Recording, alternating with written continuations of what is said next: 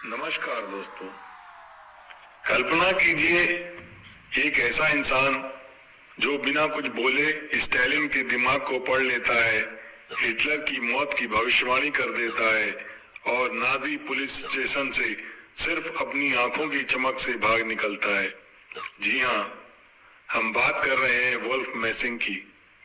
20वीं सदी के सबसे रहस्यमयी टेलीपैथी और साइकिक की, जिसे स्टालिन का निजी जादूगर कहा जाता था। लेकिन क्या आप जानते हैं कि इस शख्स ने कभी जादू नहीं सीखा था, बल्कि बचपन में एक ट्रेन हादसे के बाद उसे ये अलौकिक शक्तियां मिली थी। जब वो बेहोश हो गया और जागा तो लोगों के विचार पढ़ने लगा। चौंक गए ना? चलिए इस वीडियो में हम खोलेंगे मैसिंग के जीवन के उन राजों को जो इतिहासकारों को आज भी हैरान करते हैं। वुल्फ मैसिंग का जन्म 1899 में पोलैंड के एक छोटे से यहूदी गांव में हुआ था। उसके माता पिता धार्मिक थे और चाहते थे कि वो भी किसी पादरी की तरह जीवन व्यतीत करे। लेकिन 14 साल की उम्र में घर छोड़कर वो यूरोप घूमने लगे। एक ट्रेन दुर्घटना में सिर पर चोट लगने के बाद मैसिंग को टेलीपैथी की शक्ति मिली। वो लोगों के दिमाग में चल रही बातें सुन सकते थे। जल्द ही वो यूरोप के स्टेज पर साइकिक शो करने लगे, जहां एल्बर्ट आइंस्टीन और महात्मा गांधी जैसे दिग्गजों ने उनकी क्षमताओं का परीक्षण किया। आइंस्टीन ने तो खुद कहा था कि मैसिंग की शक्तियां विज्ञान से परे हैं। लेकिन असली आश्चर्य तब आया जब 1930 के दशक में नाजी जर्मनी ने मैसिंग पर निशाना साधा। एक बार हिटलर के ज्योतिषी एरिक यान हेनुसेन ने मैसिंग को बुलाया और पूछा, तुम्हारी शक्तियां क्या हैं? मैसिंग ने हंसते हुए कहा, अगर हिटलर पूर्व की ओर युद्ध करेगा तो उसकी मौत निश्चित है। ये सुनकर हिटलर इतना गुस्सा हुआ कि उसने गेस्टापो को आदेश दिया, मैसिंग को जिर्दा या मुर्दा पकड़ लाओ, 20,000 मार्क का इनाम। भागते भागते मैसिंग सोवियत संघ पहुंचे और यहीं उनकी किस्मत ने करवट बदली। स्टालिन ने सुना तो उन्हें क्रेमलिन बुलाया। स्टालिन ने एक कागज पर 1,000 रूबल लिखा, जेब में रख लिया और कहा, बिना देखे पढ़ लो। मैसिंग ने सही पढ़ लिया। फिर स्टालिन ने दूसरा टेस्ट किया, बिना पासबुक या आईडी के बैंक से 1,000 रूबल निकालो। मैसिंग गए, काउंटर पर खड़े होकर सिर्फ दिमाग से नंबर बताया और पैसे मिल गए। स्टालिन इतना प्रभावित हुआ कि मैसिंग को सोवियत संघ का आधिकारिक साइकिक बना दिया। वो क्रेमलिन में बिना पास के घूमते थे और स्टालिन की हर भविष्यवाणी मानते थे। एक बार तो मैसिंग ने स्टालिन को चेतावनी दी, तुम्हारी मौत स्नान घर में होगी, और जो 1953 में सच हुई। मैसिंग की जिंदगी सिर्फ चमत्कारों की नहीं थी। द्वितीय विश्व युद्ध में उन्होंने लाखों यहूदियों की जान बचाई, अपनी शक्तियों से नाजियों को भ्रमित करके। लेकिन क्या ये सब असली साइकिक पावर या मनोवैज्ञानिक ट्रिक्स थे? इतिहासकार आज भी बहस करते हैं। मरने से पहले 1974 में मैसिंग ने कहा, मेरी शक्तियां ईश्वर की देन थी, लेकिन मैंने कभी खुद को भगवान नहीं माना। मैसिंग की रहस्यमयी शक्तियों के ऊपर महान दार्शनिक ओशो का एक बहुत ही सुंदर सा लेक्चर है। आइए अब हम मिल करके उस लेक्चर का आनंद लेते हैं। 1910 में जर्मनी की एक ट्रेन में एक 15-16 वर्ष का युवक बेंच के नीचे छिपा पड़ा है। उसके पास टिकट नहीं है। वो घर से भाग खड़ा हुआ है। उसके पास पैसा भी नहीं है। फिर तो बाद में वो बहुत प्रसिद्ध आदमी हुआ और हिटलर ने उसके सिर पर 2 लाख मार्क की घोषणा की कि जो उसका सिर काट लाए। वो तो फिर बहुत बड़ा आदमी हुआ और उसके बड़े अद्भुत परिणाम हुए, और स्टालिन और आइंस्टीन और गांधी सब उससे मिलकर आनंदित और प्रभावित हुए। उस आदमी का बाद में नाम हुआ वुल्फ मैसिंग। उस दिन तो उसे कोई नहीं जानता था 1910 में। वुल्फ मैसिंग ने अभी अपनी आत्मकथा लिखी है जो रूस में प्रकाशित हुई है और बड़ा समर्थन मिला है। अपनी आत्मकथा उसने लिखी है अबाउट माई सेल्फ। उसमें उसने लिखा है कि उस दिन मेरी जिंदगी बदल गई। उस ट्रेन में नीचे फर्श पर छिपा हुआ पड़ा था बिना टिकट के कारण। मैसिंग ने लिखा है कि वो शब्द मुझे कभी नहीं भूलते, टिकट चेकर का कमरे में प्रवेश, उसके जूतों की आवाज और मेरी सांस का ठहर जाना और मेरी घबराहट और पसीने का छूट जाना ठंडी सुबह, और फिर उसका मेरे पास आके पूछना, यंग मैन योर टिकट। मैसिंग के पास तो टिकट थी नहीं, लेकिन अचानक पास में पड़ा हुआ एक कागज का टुकड़ा, अखबार की रद्दी का टुकड़ा मैसिंग ने हाथ में उठा लिया, आंख बंद की और संकल्प किया ये टिकट है, और उसे उठा के टिकट चेकर को दे दिया। और मन में उसने सोचा कि हे परमात्मा, उसे टिकट दिखाई पड़ जाए। उसने उस कागज को पंक्चर किया, टिकट वापस लौटाई और कहा कि when you have got the ticket why you are lying under the seat.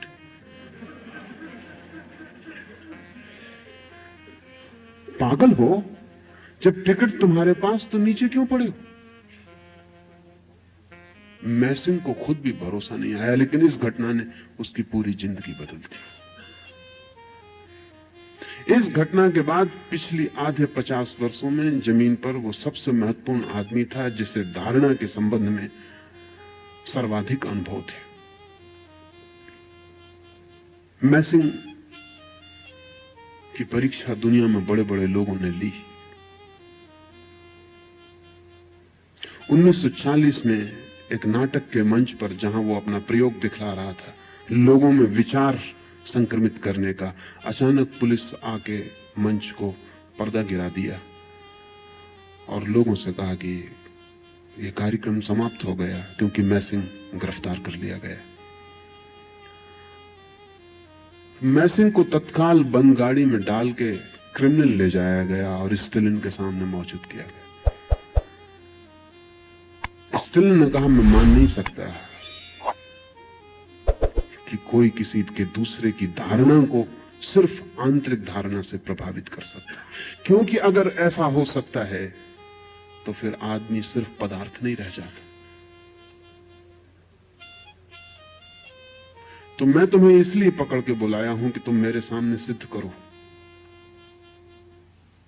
तो मैसिंग ने कहा, आप जैसा भी चाहें। तो स्टेलिन ने कहा कि कल 2 बजे तुम यहां रहो बंद, 2 बजे आदमी तुम्हें ले जाएंगे मॉस्को के बड़े बैंक में। तुम क्लर्क को 1 लाख रुपया सिर्फ धारणा के द्वारा निकलवा के ले आओ। पूरा बैंक मिलिट्री से घेरा गया है। 2 आदमी पिस्तौलें लिए हुए मैसिंग के पीछे, ठीक 2 बजे उसे बैंक में ले जाया गया। उसे कुछ पता नहीं कि किस काउंटर पर उसे ले जाया जाएगा। जाके ट्रेजरर के सामने उसे खड़ा कर दिया गया। उसने कोरा कागज उन 2 आदमियों के सामने निकाला, कोरे कागज को 2 क्षण देखा, ट्रेजरर को दिया और 1 लाख रूबल। ट्रेजरर ने कई बार उस कागज को देखा, चश्मा लगाया, वापस गौर से देखा और फिर 1 लाख रुपया, 1 लाख रूबल निकाल के मैसिंग को दे दिए। मैसिंग ने बैग में वापस अंदर रखे, स्टेलिन को जाके रुपए दिए। स्टेलिन ने कहा, हैरानी। वापस मैसिंग लौटा, जाके क्लर्क के हाथ में वो रुपए वापस दिए और कहा, मेरा कागज वापस लौटा दो। जब क्लर्क ने वापस कागज देखा तो वो खाली था। उसे हार्ट अटैक का दौरा पड़ गया, वो वहीं नीचे गिर पड़ा। तो वो बेहोश हो गया, उसकी समझ के बाहर हो गई बात की क्या हुआ। लेकिन स्टेलिन इतने से राजी ना हुआ। कोई जालसाजी हो सकती है, कोई क्लर्क और उसके बीच तालमेल हो सकता है। तो क्रेमलिन के कमरे में उसे बंद किया गया, हजारों सैनिकों का पहरा लगाया गया और कहा कि ठीक 12:05 पर वो सैनिकों के पहरे के बाहर हो जाए। वो ठीक 12:05 पे बाहर हो गया। सैनिक अपनी जगह खड़े रहे, वो किसी को दिखाई नहीं पड़ा। वो स्टेलिन के सामने जाके मौजूद हो गए। इस पर भी स्टेलिन को भरोसा नहीं आया। वो भरोसा आने जैसा नहीं था, क्योंकि स्टेलिन की पूरी फिलॉसफी, पूरा चिंतन, पूरा कम्युनिज्म का धारणा सब बिखरती है। ये एक आदमी कोई धोखाधड़ी कर दे और सारा का सारा मार्क्सियन चिंतन का आधार गिर जाए। लेकिन स्टेलिन प्रभावित जरूर इतना हुआ कि उसने तीसरे प्रयोग के लिए और प्रार्थना की। उसकी दृष्टि में जो सर्वाधिक कठिन बात हो सकती थी वो ये थी, उसने कहा कि कल रात 12 बजे मेरे कमरे में तुम मौजूद हो जाओ, बिना किसी अनुमति पत्र के। ये सर्वाधिक कठिन बात थी, क्योंकि स्टेलिन जितने गहन पहरे में रहता था उतना पृथ्वी पर दूसरा कोई आदमी कभी नहीं रहा। पता भी नहीं होता था कि स्टेलिन किस कमरे में है क्रेमलिन के। रोज कमरा बदल दिया जाता था ताकि कोई खतरा ना हो, कोई बम ना फेंका जा सके, कोई हमला ना किया जा सके। सिपाहियों की पहली कतार जानती थी कि 5 नंबर कमरे में है, दूसरी कतार जानती थी कि 6 नंबर कमरे में है, तीसरी कतार जानती थी कि 8 नंबर कमरे में है। अपने ही सिपाहियों से भी बचने की जरूरत स्टेलिन को थी। कोई पता नहीं होता था कि स्टेलिन किस कमरे में। स्टेलिन की खुद पत्नी भी स्टेलिन के कमरे का पता नहीं रख सकती थी। क्रेमलिन के सारे कमरे जिनमें स्टेलिन अलग अलग होता था करीब करीब एक जैसे थे, जिनमें वो कहीं भी किसी भी क्षण हट सकता था। सारा इंतजाम हर कमरे में था। ठीक रात 12 बजे पहरेदार पहरा देते रहे और मैसिंग जाके स्टेलिन की मेज के सामने खड़ा हो गया। स्टेलिन भी कब गया और स्टेलिन ने कहा कि तुमने ये किया कैसे, ये असंभव है। मैसिंग ने कहा मैं नहीं जानता, मैंने कुछ ज्यादा नहीं किया, मैंने सिर्फ एक ही काम किया कि मैं दरवाजे पर आया और मैंने कहा कि मैं आई एम बेरिया। उस बेरिया रूसी पुलिस का सबसे बड़ा आदमी था, स्टेलिन के बाद नंबर 2 की ताकत का आदमी। बस मैंने सिर्फ इतना ही भाव किया कि मैं बेरिया हूं और तुम्हारे सैनिक मुझे सलाम बजाने लगे और मैं भीतर आ गया। स्टेलिन ने सिर्फ मैसिंग को आज्ञा दी कि वो रूस में घूम सकता है और प्रमाणिक है। 1940 के बाद रूस में इस तरह के लोगों की हत्या नहीं की जा सकी, वो सिर्फ मैसिंग के कारण। 1940 तक रूस में कई लोग मार डाले गए जिन्होंने इस तरह के दावे किए थे। कार्ल आटोविच नाम का एक आदमी 1937 में रूस में हत्या की स्टेलिन की आज्ञा से, क्योंकि वो भी जो करता था वो ऐसा था कि उससे कम्युनिज्म की जो मटेरियलिस्ट भौतिकवादी धारणा है वो बिखर जाती। अगर धारणा इतनी महत्वपूर्ण हो सकती है तो स्टेलिन ने आज्ञा दी अपने वैज्ञानिकों को कि मैसिंग की बात को पूरा समझने की कोशिश करो, क्योंकि इसका युद्ध में भी उपयोग हो सकता है। और जो आदमी मैसिंग का अध्ययन करता रहा उस आदमी ने, नामोव ने कहा है कि जो अल्टीमेट वीपन है युद्ध का, आखिरी जो अस्त्र सिद्ध होगा वो ये मैसिंग के अध्ययन से निकलेगा। क्योंकि जिस राष्ट्र के हाथ में धारणा को प्रभावित करने के मौलिक सूत्र आ जाएंगे उस राष्ट्र को अणु की शक्ति से हराया नहीं जा सकता। सच तो यह है कि जिनके हाथ में अणु बम हो उनको भी धारणा से प्रभावित किया जा सकता है कि वो अपने ऊपर ही फेंक ले। एक हवाई जहाज बम फेंकने आ रहा हो, उसके पायलट को प्रभावित किया जा सकता है कि वापस लौट जाए, अपनी ही राजधानी पर गिरा दे। नामोव ने कहा है कि the ultimate weapon in war is going to be psychic power. ये धारणा की जो शक्ति है ये आखिरी अस्त्र सिद्ध होगा। इस पर रोज काम बढ़ता चला जाता है।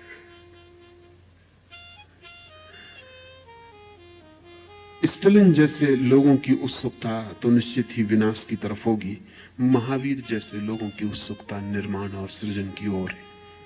इसलिए मंगल की धारणा, महावीर ने कहा है भूल कर भी स्वप्न में भी कोई बुरी धारणा मत करना, क्योंकि वो परिणाम ला सकती है।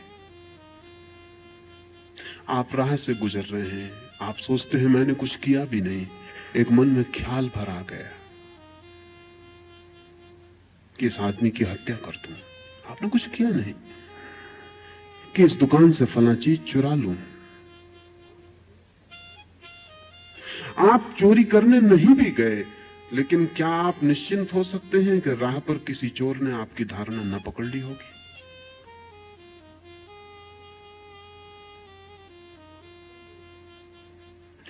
मॉस्को में एक हवा पिछले 2 साल में प्रचलित हुई है कि कोई भी आदमी अपनी गर्दन खुजलाने के पहले चारों तरफ देख लेता है, क्योंकि ये प्रयोग चल रहा है 2 साल से।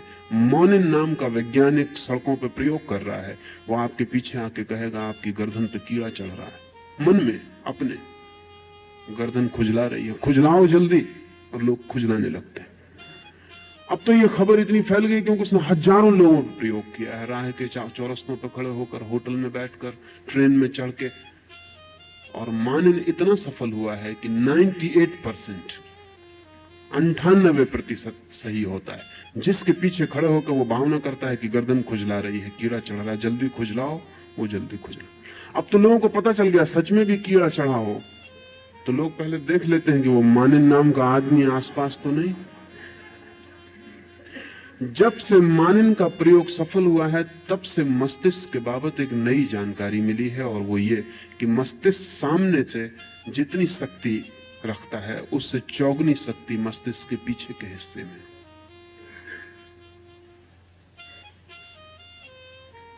तो पीछे से व्यक्ति को जल्दी प्रभावित किया जा सकता है। सामने सिर्फ एक हिस्सा है, 4 गुना पीछे। और जो लोग, जैसे कि मैसिंग, या कल मैंने आपको कहा नेल्या नाम की महिला जो वस्तुओं को सरका सकती है, इनके मस्तिष्क के अध्ययन से पता चला है कि इनका मस्तिष्क पीछे 50 गुनी शक्ति से भरा हुआ है। सामने 1 तो पीछे 50। योग की निरंतर धारणा रही है कि मनुष्य का असली मस्तिष्क छिपा हुआ पीछे पड़ा है, और जब तक वो सक्रिय नहीं होता तब तक मनुष्य अपनी पूर्ण गरिमा को उपलब्ध नहीं होगा। यह भी हैरानी की बात है कि अगर आप कोई बुरा विचार करते हैं तो प्रकृति का अद्भुत नियम है कि आप मस्तिष्क के अगले हिस्से से करते हैं। मस्तिष्क का प्रत्येक हिस्सा अलग अलग काम करता है। अगर आपको हत्या करनी है तो उसका विचार आपके मस्तिष्क के ऊपरी सामने के हिस्से में चलता है, और अगर आपको किसी की सहायता करनी है तो पीछे अंतिम हिस्से में चलता है। प्रकृति ने इंतजाम किया हुआ है कि शुभ की ओर आपको ज्यादा शक्ति दी हुई है, अशुभ की ओर कम शक्ति दी हुई, लेकिन शुभ जगत में दिखाई नहीं पड़ता और अशुभ जगत में बहुत दिखाई पड़ता है। हम शुभ की कामना ही नहीं करते, या अगर हम कामना भी करते हैं तो हम तत्काल विपरीत कामना